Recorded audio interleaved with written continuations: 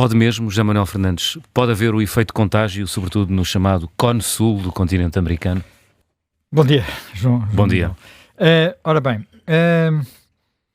não é claro que que isso possa acontecer, e eu creio que a principal diferença é, ou melhor, há duas diferenças muito importantes. Primeiro, a Argentina é um caso à parte, em termos do que se passou naquele país nos últimos 100 anos, e por outro lado, Milei também é um caso à parte, no sentido em que ele é um tipo de político que muitas pessoas dizem, ultradireitista, não sei o quê, mas que não encaixa bem nas nossas formulações. Ele parece, quer dizer, não é exatamente igual ele tem pouco a ver, por exemplo, com a maior parte dos populismos atuais, não é? Aliás, em muitos aspectos é o contrário disso. Mas já lá vamos, eu já explico isso, tento explicar isso um pouco melhor. Primeiro, porque é que a Argentina é um caso à parte? A Argentina, de facto, devia ser um daqueles casos que devia ser ensinado nos manuais de História e Economia já agora, não é? Porque é um país que há 100 anos era um dos mais ricos do mundo. Quando estamos a falar de um dos mais ricos do mundo, o rendimento per capita, enfim, é uma forma de medir a riqueza da Argentina, era superior da Alemanha, era superior da França. Portanto, não estamos a falar de coisas, quer dizer, havia os Estados Unidos era maior, o Reino Unido era maior, a Suíça, a Suécia, era superior da Suécia, não. A Suécia era mais baixa. A Bélgica, curiosamente, na altura, tinha um rendimento per capita muito elevado, era um dos primeiros países da Revolução Industrial, a Bélgica. Ora bem, e isso começou a entrar em crise a seguir à Primeira Guerra Mundial. Porquê? Porque era um país que tinha um rendimento muito elevado, muito derivado da sua abertura ao mercado internacional, das exportações, não apenas daquilo que vinha, digamos, da sua capacidade agrícola, mas de tudo isso. Era um país que atraía, na altura, milhares e milhares de imigrantes. Portanto, era um magnete para os pobres da Europa. E não só os pobres, muita gente da Europa. Tem muitos italianos. Tem imensos, quer dizer, tem descendentes de italianos. Tem descendentes de italianos, tem descendentes de alemães, tem descendentes, quer dizer, e isso percebe-se, quem visita Buenos Aires percebe isso muito bem. E fazem, quer dizer, nós vamos a Buenos Aires e tem-se a percepção absoluta da pujança que aquele país foi. Porque, por exemplo, quem anda... Paris da América, não é? Não, tu andas pelas ruas, olhas, Madrid, não é? parece Madrid, mas a riqueza dos edifícios é porventura superior à de Madrid. Portanto, e Madrid, quando nós comparamos a qualidade, a dimensão dos edifícios em Madrid, percebemos que não tem nada a ver com Lisboa. É uma coisa muitíssimo, há muito mais dinheiro ali. E isso percebe-se bem na largura das avenidas, no átrio dos prédios, é uma coisa muito significativa. E vem desse tempo. O que aconteceu? Aconteceu que isto dependia muito também da altura da grande potência mundial ainda, não é?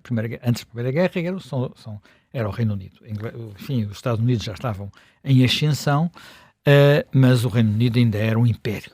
E, portanto, mas, no entanto, o Reino Unido sai em muito mais condições da Primeira Guerra Mundial e o comércio mundial, portanto, começa a cair. O que quer dizer que, de alguma forma, a crise chegou.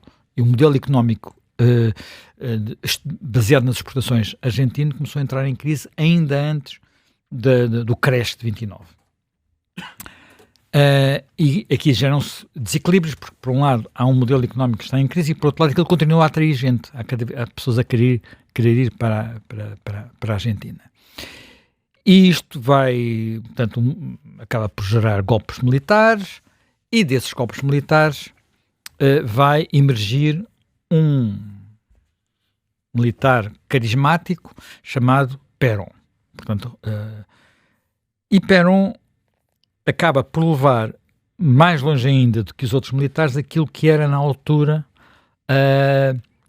o modelo que parecia estar na moda, que é um modelo muito intervencionista, o Estado tomar conta da economia, dirigir a economia e, no caso de Perón, para a construção do seu poder, fazer isto com muito apoio sindical.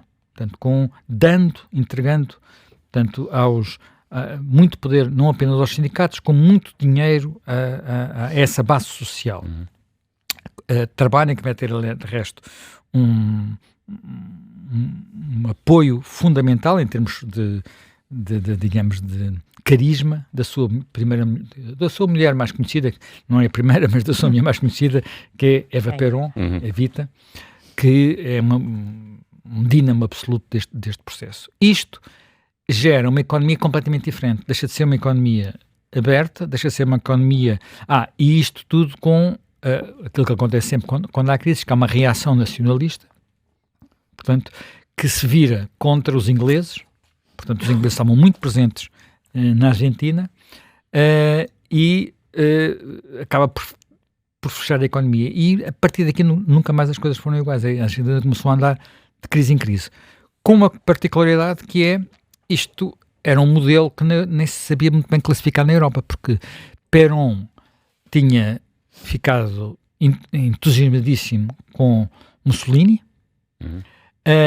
mas repara, mas é uma coisa que hoje em dia, vendo à distância, nos parece estranha, porque ao mesmo tempo alguém que parece estar na esquerda porque a sua base baseia-se nos sindicatos e na política social, digamos assim, e ao mesmo tempo parece estar na direita porque o seu ídolo político é Mussolini e o Estado corporativo. Porque repara, o Estado corporativo, que é o mesmo modelo da nossa Constituição de 33, Constituição Portuguesa, é um Estado de quem tem a ideia que isto da luta de classes não é para existir, tem que haver a cooperação entre as classes, a colaboração, dirigida, influenciada, coordenada pelo Estado. Portanto, é um bocado essa ideia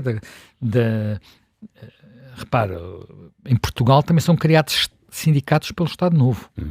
O Estado Novo não acabou com os sindicatos, substituiu os que havia por novos, sindicatos nacionais, como se chamava. Portanto, e este modelo vai tendo os seus altos e baixos, ele chega a ver ali, ele, por exemplo, ele tem sempre uma relação ambígua com a Alemanha nazi, ao ponto de acolher os refugiados nazis. Portanto, há muitos refugiados nazis ali, não é? São para lá que vão, e depois alguns até depois viriam a ser raptados depois pela Mossad, o Eichmann, Isso. Viria a ser raptado pela Mossad para depois ser julgado em Jerusalém.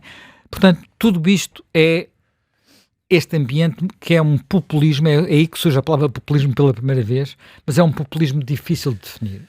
Só que cria uma espécie de nó económico de que nunca mais a Argentina se liberta, com variações, porque de vez em quando há golpes militares, depois vem outra vez o peronismo. O peronismo ele chegou a ser exilado, depois voltou, já não voltou com a Evita, porque a Evita, entretanto, ela morre com um cancro e torna-se uma figura tão mitológica, que o corpo é embalsamado, passa meses a ser embalsamado, depois o cadáver, o corpo embalsamado é roubado, não se sabe onde é que está, há uma busca mundial pelo corpo, parece que acaba por ser descoberto num cemitério italiano. Portanto, isto é um filme, não é? Aliás, são muitos filmes, Pronto.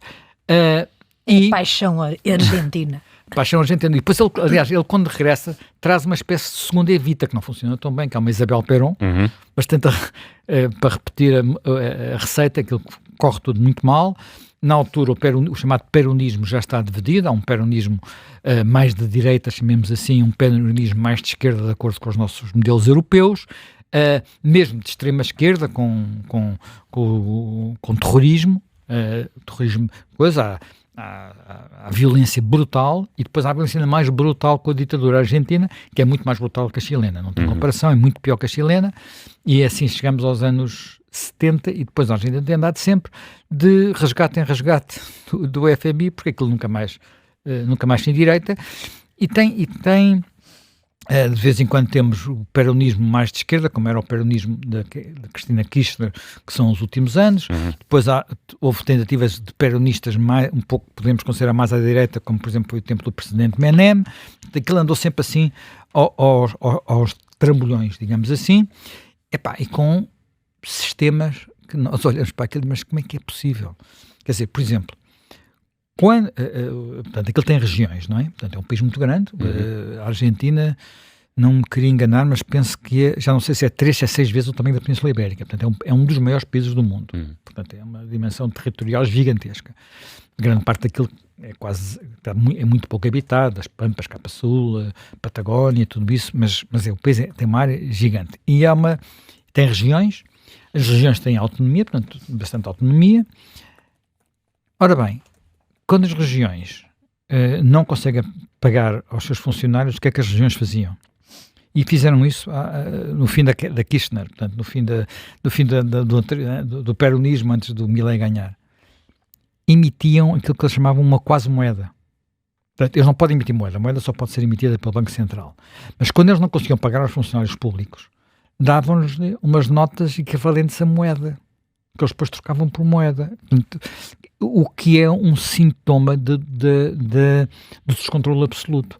E este descontrole absoluto gera, porque quando se imprime moeda no Banco Central ou fora do Banco Central, há inflação. Quer dizer, dá-nos livros, não é? Portanto, e ao longo do século XX vimos isso várias vezes. O exemplo clássico de hiperinflação é a Alemanha do pós-guerra, mas a Argentina estava sucessivamente a cair em momentos de hiperinflação. Bem, portanto, e havia um enorme cansaço na Argentina relativamente a estas crises sucessivas. Repara, quando Milei ganha as eleições, e este aspecto é muito relevante, a inflação mensal estava acima de 20%. O que é que isto significa? Significa que, no limite, havia estabelecimentos, um supermercado, em que podia ter um preço de manhã e outro preço à tarde. Quer dizer, pelo menos para alguns produtos. Isto desregula completamente a vida de toda a gente, não é? Portanto, e uma das prioridades de Milei foi dominar a inflação e acabar com os N mecanismos de Estado corporativo que nunca tinham sido, e em boa parte não foram ainda, desmantelados. Daí a imagem da motosserra. Portanto, porque era preciso desmontar uma quantidade de instituições, de regalias, de regras que nunca mais acabavam e que tinha a ver com no fundo, com este modelo de intervencionismo público que tem praticamente um século, não tem um século, mas é praticamente um século na Argentina. Tem pouco a ver com aquilo. Nós estamos a acrescentar complicações à nossa vida desde o pós-guerra, mas de vez em quando com os solavancos em sentido contrário, mas na Argentina já vem muito de trás e, sobretudo, num país com muita pobreza, ainda torna a coisa pior. E é isso que, de alguma forma, explica a primeira vitória de Milei e agora esta segunda vitória, porque há a percepção que, qualquer coisa diferente disto. Qualquer coisa diferente disto. A gente já experimentou peronistas assim, peronistas assado, portanto, agora continuar assim é que não pode ser. Ora bem, no meio disto tudo, Milei é uma figura política, de facto, não sei se há outro paralelo. E porquê? Não é por ele aparecer de casaco cabedal, tocar rock nos concertos, ter aquela cabeleira absolutamente única, mais as patilhas, mais aquele ar todo, não estar casado, ele é solteiro. Aliás, há um debate que ele tem com o Elon Musk, em que o Elon Musk lhe diz uma coisa muito, muito engraçada, que é, nós temos que fazer filhos, porque senão isto vai acabar, não é? Portanto, Elon Musk, como sabe, tem pelo menos 11 filhos, temos que fazer filhos, e isto, ter cães não chega. Porquê? Porque o Milei o que tem é cães. O que tem é cães. E dá aos cães os nomes dos seus economistas preferidos. E os seus economistas preferidos, portanto, isto é também interessante, porque aí é um percurso, de facto, muito sui generis. Portanto, ele é uma pessoa que, portanto, vivia até um bocado dependente da irmã, solitário, professor e tal, e há um dia que ele lê um livro, ele conta isto em entrevistas, ele lê um livro de um economista chamada Escola Austríaca. A Escola Austríaca é uma escola de economistas europeus, como está dito, não é? A maior parte deles depois trabalharam noutros países, Estados Unidos e Reino Unido, que defende uma intervenção mínima do Estado, para não dizer, em algumas circunstâncias, o Estado mínimo, que tem várias declinações. A escola austríaca não é toda igual. Se nós olharmos para o Frederico Hayek, que que é um dos expoentes da escola austríaca, ele é bastante mais, eu vou usar um termo, quer dizer, bastante mais moderado nas suas propostas, por exemplo, do que o Ludwig von Mises, que foi professor na escola de Chicago, que foi professor em Chicago, não é professor na escola de Chicago, e que é bastante mais, quer dizer, tudo o que seja o Estado pôr a mão, ele acha logo que é socialismo. Portanto, e há esta, digamos, e esta escola, que é uma escola bastante liberal de intervenção do Estado o menos possível, ele apaixona-se. E ele conta que leu aquele livro num fim de semana em casa, vive sozinho, não é? Não tem filhos, leu o livro e depois, quando as livrarias abriram, devo dizer-te, em Buenos Aires há uma das livrarias, não sei se ainda existe, mas há uma das livrarias mais bonitas que eu vi no mundo. É uma coisa maravilhosa e gigantesca, linda. Bem, ele dirige-se a uma livraria e todo o salário que tinha, todo o dinheiro que tem, compra tudo que há de escola austríaca. Ele devora aquilo tudo. Bem, e a partir daí tem aquela ideia que isto tem que se desmantelar tudo. Portanto, não pode restar nada do Estado cooperativo, tem que se desmantelar tudo. Portanto, há aqui algo que é genuíno, é uma coisa de paixão quase, paixão por ideias, que é uma coisa na política é raro, não é? A maior parte das pessoas tem as ideias que convêm, não tem as ideias em que acredita, não é? Portanto, ele tem a paixão pelas ideias e começa a propor coisas muito diferentes para contrariar o caminho. Ora bem, o que é que toda a gente disse? Isto é impossível, este homem é louco, não é louco apenas por parecer louco, é louco verdadeiramente. Pelo impacto social, não é? Pronto, sobretudo pelo impacto social. Mas ele não recua. E no primeiro ano toma um conjunto de medidas, de facto radicais, de acabar com subsídios, de acabar com ministérios, não é? Que é uma coisa... Enfim, aí há mais gente de vez em quando fala disso, mas diminui os ministérios de 20 e tal para 8, desfaz não sei quantos organismos públicos e despede as pessoas, por simplesmente, e o primeiro impacto socialmente é muito pesado, portanto aumenta o desemprego, aumenta a pobreza também aumenta, mas muito rapidamente, quer dizer, ao fim de um ano os indicadores já estavam a dar a volta. E um bom exemplo disso é a linha de pobreza hoje está mais baixa do que era antes dele chegar, e o desemprego está obviamente mais baixo, a inflação veio de 20% ao mês para 2% ao mês. 2% ao mês, para nós em Portugal, seria é imenso. Não é? É imenso. Para um argentino é um paraíso, não é? Claro. É um paraíso. E ele quer, vir para níveis europeus, não é? Faz uma coisa, portanto, faz à bruta o que nós andamos há 50, talvez há 100 anos a dizer que vamos fazer e nunca fazemos, que é acabar com o controle das rendas. Acabou. Rendas livres. Negociem entre vocês e façam o preço que quiserem. E o que aconteceu foi que o preço das rendas baixou. Contra tudo o que se diz, e não ontem aqui, de vez em quando estivemos aqui a falar de habitação no programa. Mas, Manel, como aquilo estava em recessão, aquilo estava em recessão. Óbvio que pronto, se estivesse muito animado também não sabemos. Portanto, é uma situação, é uma situação que eu digo, não é chegar a um país diferente da Argentina e achar que aquilo se aplica como ele está a aplicar na Argentina, não é? Pronto, quer dizer, porque não se pode de repente, a Argentina tem mais caminho para andar, está muito em baixo, há uma disponibilidade da população para poder apoiar medidas impensáveis de aplicar noutros países, que é uma coisa muito importante. Bem, no entanto, nem tudo correu idealmente, portanto, ele começou a ter problemas com o peso é a moeda argentina, portanto, tem um problema ali com o peso, que o peso está sobrevalorizado. Depois a Helena se Mas ele, aliás, a razão pela qual ele consegue baixar a inflação é por causa dessa política do peso forte. Ele tem que segurar o peso, não é? Só que isso tem efeitos, não é isso? Os exportadores estão a queixar-se, porque as exportações estão a ficar mais caras e a inflação baixou. E ele tem dificuldade em manter aquele valor, porque tem que estar sempre a comprar pesos com dólares. Agora teve a ajuda do Trump, que começou a América a comprar pesos para manter o valor do peso.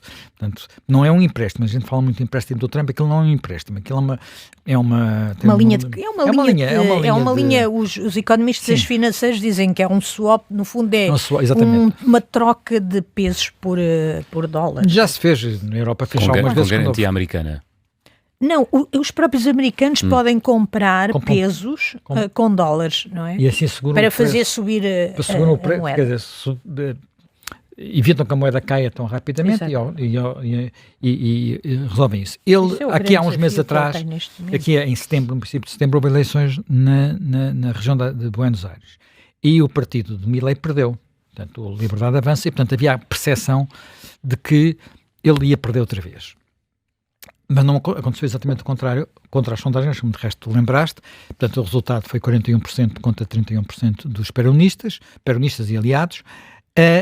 E aconteceu porquê? E aqui, mais uma vez, há uma conjugação de fatores.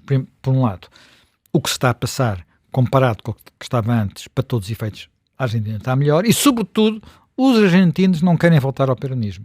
O peronismo não se reformou. O peronismo não tem propostas novas. Os líderes peronistas, uma está em prisão domiciliária, Cristina Kirchner, por razões que têm a ver com, enfim, corrupção, ela foi condenada.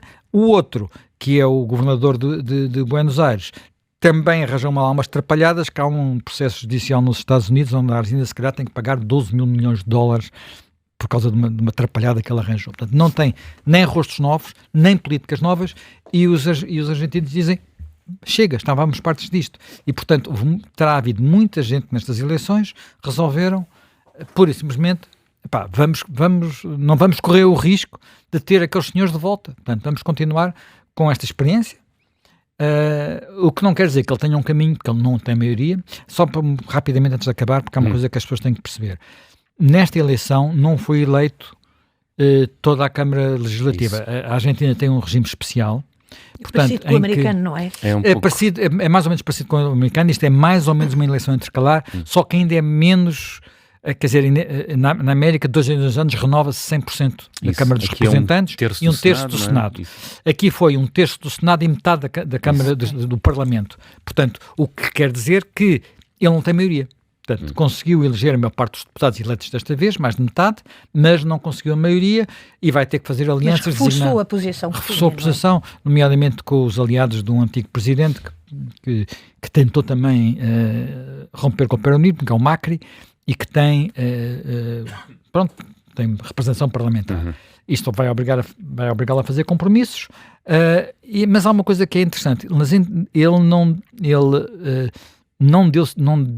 Olha, fez lembrar aquela expressão da Thatcher, "The lady is not for done", "Milei is not for done", não será assim que ele diz, mas no fundo eu não vou abdicar daquilo em que acredito, porque de repente estou a ter dificuldades eleitorais, tenho que levar isto, porque eu acredito que isto vai resultar. E de facto até agora, enfim, com problemas naturalmente, e o principal problema neste momento é o problema, há muita gente a defender, nomeadamente nos Estados Unidos, que ele deve dolarizar a economia, porque se não dolarizar a economia, isto é, quando se eventualmente regressarem os peronistas, eles vão voltar a imprimir moeda e aquilo volta outra vez ao mesmo. Eles mas também já dolarizaram a economia. Mas quando digo dolarizar, mesmo adotar o dólar como moeda, porque há países da América Latina que já fizeram isso várias vezes. E não correu bem, não é? Já correu bem, já foi pior. Também já fizeram isso, tinham um por um. Bem, até que ponto é que isto vai funcionar? Agora, última nota. Pode ou não haver efeito de contágio. O que está a acontecer na América Latina é uma mudança de ciclo. Portanto, o Paraguai, o Peru, o Equador e a semana passada a Bolívia substituíram governos de esquerda por governos de centro-direita ou de direita. No próximo mês de dezembro vai haver eleições do Chile e vai acontecer o mesmo. Portanto, o presidente a candidata da esquerda chilena, que é uma senhora do Partido Comunista Chileno, está péssima nas sondagens e quem vai ganhar, há 2 candidatos de centro-direita e de direita que estão à frente. Portanto, vai acontecer a mesma coisa. Onde é que não vai acontecer? Poderá, para o ano que vem, há eleições noutro país importante que é a Colômbia, que neste momento tem um presidente de esquerda, onde também pode perder. E depois há o Brasil e a Venezuela, mas isso são histórias diferentes, digamos assim. Mas repetir o modelo dele noutros países é quase impossível, não é? Portanto, nenhum país passou por aquilo que passou a Argentina. Nenhum foi tão rico e nenhum se transformou numa coisa tão pobre. Nenhum país tem aquela cultura e, apesar de tudo, uma energia muito, muito especial, que não é só Maradona e a equipa de futebol, não é? Portanto, ele tem tudo ali se vive com uma intensidade muito particular. É o tango. A tal